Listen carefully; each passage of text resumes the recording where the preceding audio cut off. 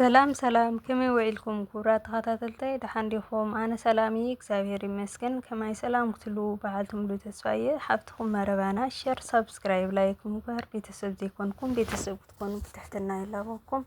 እምበር ሎም መዓልቲ ኣዝዩ ደስ ዝብል መዓልቲ እዩ። ያው ማለት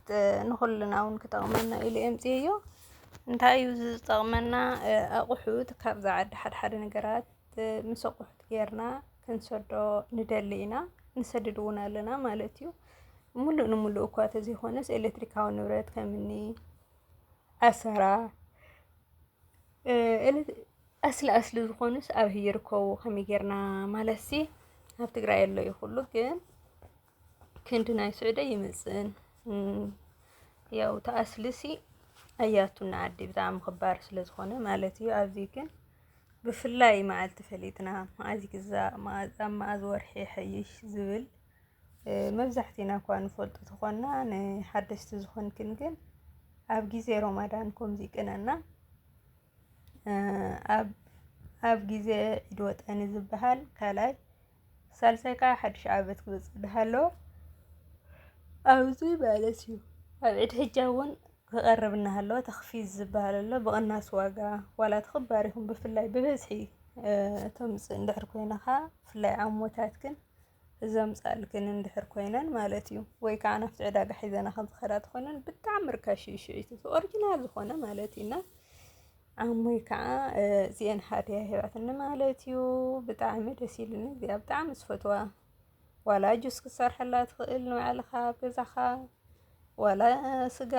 እንተደሊኻ ንዝደለኻዮ ድቂቕካ ክትከትፎ ስጋ ከይቀረየ ተኣስር ዝኮመደረ ሽጉርቲስ እንታይ ክበሃል ብጣዕሚ ቆንጆ ዝኾነት ማለት እዩ። እዚኣ ከዓ ዓብይ ዝበለት ናይ ዝደለኻዮ ባህራት መጥሓኒት ማለት እዩ። ዓብይ ዓባያ ያው 4 ገዚኣ ሓንቲ ንኣይ ሓንቲ ንኣ ክልተ ንባዕላ ማለት እዩ። ኣብ ብብዙሕ ኣምፅያቶ እዚ ከዓ እንታይ ምዃኑ እዚኣ እውን ተማሊኣትለይ ማለት እዩ። ናይ ሽጉርቲ መከታተፊ ይመስለኒ ግን ብኤሌክትሪክ ኣይኮነትን ትሰርሕ ዓባይ ካርቶን እኒኣስ ብኤሌክትሪክ ኣይኮነትን ትመስል ናይ ኤሌክትሪክ መተሓሓዚ ፍትፎተስ የብላን ዋላ ውሽጢ እውን ፈቲሐያ ነይራ ናይ ዝተፈላለዩ ናይ ኣትክልቲ እዩ ዝረዝሮ ፅሩይ ኣቕሓ ማለት እዩ። እዚ ብጣዕሚ ደስ ዝብል ኣቕሓ ማለት እዩ። እዞም ኣሕዋተይ እዘን ኣሓተይ ማዕረይ ተጠቐማሉ ከመይ ጌርና ክንጥቀመሉ ንኽእል እንትብላ እታ ናራ ብጣዕሚ እየን ዝፈልጦ ኣቑሑት ብተኽቢብ ዋላ ኮምፒተር ከይቀረየ ሞባይል ከይቀረየ ሽተይለናኸን ማለት እዩ። ሞባይል ህዚ ዝደለኽና ሞባይል ካብ ድኳን ኣላጡል ከይድኽን ካብ ምግዛእ ጥዑያት ኮይነን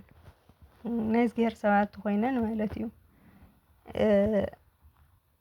ይገዝኣልካ እየን ብተኽፊዝ እና ኣዕራብ ትቀራረብ ኣዕራብ ኣሕዋተይ ተሓሊፈን ትዝደለኽንኦ ከም መኸራኽንን ክገብራልክንን ይኽእላ እየን ማለት እዩ።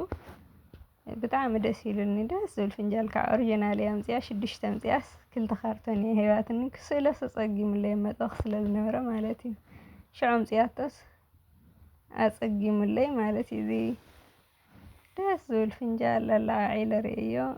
ፋሕፋሕ ኣቢለ ፎቶ ከውፃእስ ብጣዕሚ ሸጊርኒ ካሜራ ኣሎ ብደገ ከዓ ብጣዕሚ እዩ ዘሸግረካ ንምንታይ ስእሊ የለህ ገለ ከይትብለኒ እንዲ ብጣዕሚ እየ ዘሰኪፍ እያ ዝረዝሮ ገዛማትካስ ገዛማትካ እዩ። ያው ብጣዕሚ ደስ ዝብል ተቑሑት ይኹን ክዳውንቲ ይኹን ኮቦርታ ይኹን ተዝለምቅነ ደሓን እዩ ንምባል እየ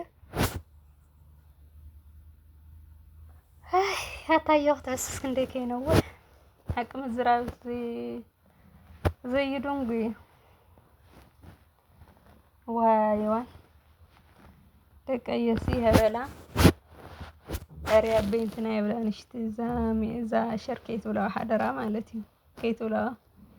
ሓሲየ እዛረብ ዘለኹ እምበር እዚ ናይ ባዕላ ኣቑሑት እዩ ዓሞይሲ ስራሕ ኣይሰኣነትና ኣይክትህብ ሽሮ ተረዲእኩን ክኸውን ተስፋ ይገብር ግን ለምቅና ብእውነት ክገዝእ ዝደለየ ሰብ በቲ ሓበሬታ ሓቂ እየ ንኣይ ግን ተንዶሞ ዘይተሂባትን ምርቕ ውዒለ ምርቕ እየ ዝሓድራ ብስራይ ኣይቋርፅን ተመስገን ድሄር ይሃብኪ ድሄር ይሃብኪ ድሄር ይሃብኪ ብላ በቃ በቃ ሲሚት ጊዜ ዚሆን በቃ ዛሃትኒ ይመስለን እንተይባትን ደሞ ዘይ ማለት እዩ ኢስራ ጊዜ ተንቅርሺ ይቆጥረን ኢስራ ጊዜ ናብ ሳንጣ ይትወን በቃ እምቤክ ህይባትን ዳይለ ማለት መማንስን ማለት እዩ ያው ደሞ ዘይ ትበኒ አብዘይ ምግናን ማለት እዩ እውነት ቅርሺ ትበኒ አግን በቃ ፍንጫር ለኩም አይትብለን ሁሉ ነገራት ጥንብ ያ በቃ ጥንብ ዝወጸላ ቸን ደሞ ዘይ ስለተን ሃናነ ካሊ ዘይ ያበትን ይለ ስረይ ግደሰላን ማለት እዩ ሮብሲ አውዚ ግድና ሰአነት ናይ 5 ቅርሺ ሲክጅዳ ወይ ክሪያት ኸይዳትን ጽለይሞት ማለለይ ግን አቢ ከም ትረኽወቱ ቱናተይ ሮብሲ አቢ ከም ትረኽወ ዝገርመኒ ከመይ ዓይነት ዕዳጋ ኣሎ ማለት እዩ ዝሮብዚ ትረኽወሉ ይብል አነ ተኸይድና ብጋላስ ግፈፈ ቢል ሓንቲ ጊዜ ዘምጽ ማዕተ ረዋው ወይ ስር ትሕልና አስ ማለት እዩ በቃ ብጣዕሚ ሱማት የምጻለየን ይባን ነብዒት ሓንቲ ወይ ክልተ ግን ታዘምጻ ማለት እዩ ተወራቀት ይሪዮ በቃ ብ5 ቅርሺ ብ2 ቅርሺ አማይሱ ይልብልል የለው ክልተ ማልቲ ብትንሕ ይብል ግን ይቅደድ አይኮነ ምስሪ የጽለአኒ ይሱይሉ ማ ኢልክ ተብልካየስ ብልል ይብል ትዝምጠጥውን ሁሉ ጊዜ ተምጸለይ እሱ አይብለልን ስጡም እዩ ግን ደስ ይብለን ሻፍት ስለዝብለን መስኻ ሓደ ጽቡቅ ወላ ሓደ ይፋን ስር ደስ ይብለካ እምበር ንሱ حق حشا برمضان ثالث عابتي ازرو زغازة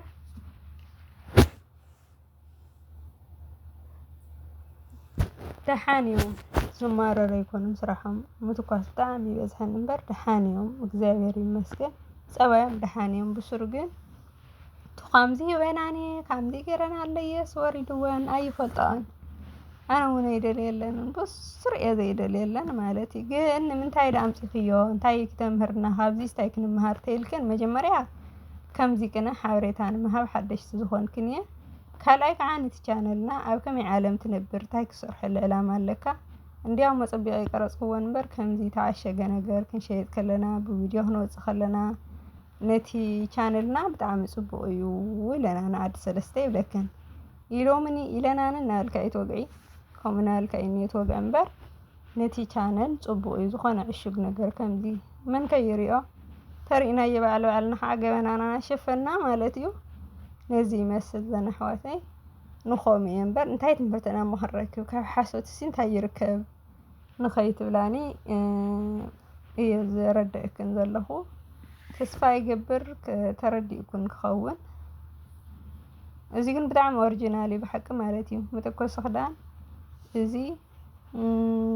ዶይል ካዝ ተኮሰሉ ሁሉ ሓንቲ ጊዜ አምጥያተና ብጅብላቶም ጽና ግን ኦሪጂናሊ ግን ጓላላ ካሬከት ቦታዊ ከም ዝግዛ ኢላትን ላብዲዛ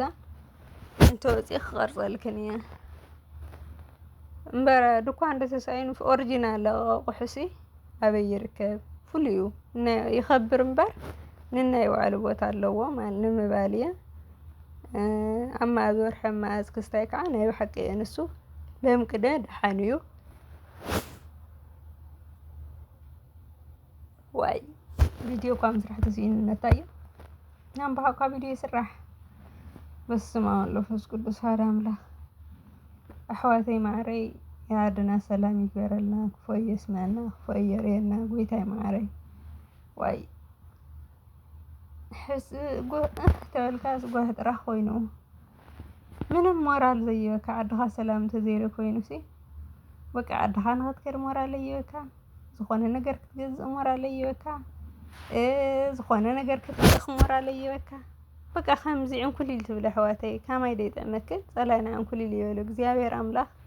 ምሕረት ይወርደልና ካብ ዝንየናዮ ኣዘቕቲ ክፉእ ኸየርአየ ፈጣሪ የውፀና ዘነሕዋተይ ዘመሓተይ ያው